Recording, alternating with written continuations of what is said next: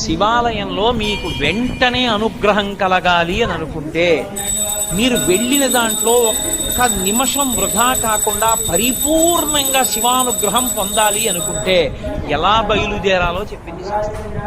త్రిపుండ్రములను ధరించి బొట్టు పెట్టుకుని పంచ కట్టుకుని ఉత్తరీయాన్ని తీసి నడుముకి బిగించుకుని మీద ఉత్తరీయం వేసుకోకుండా శివాలయం బయటే చెప్పులు విడిచిపెట్టి కాళ్ళు కడుక్కుని కుడికాలు ముందు పెట్టి లోపలికి వెళ్ళి మొట్టమొదట రాజగోపురాన్ని చూసి తర్వాత శివాలయ గోపురాన్ని చూసి అప్పుడు మీరు శివాలయం దగ్గరికి వెళ్ళి నంది దగ్గర మాత్రమే మీరు ప్రదక్షిణాన్ని ప్రారంభం చేయవలసి ఉంటుంది.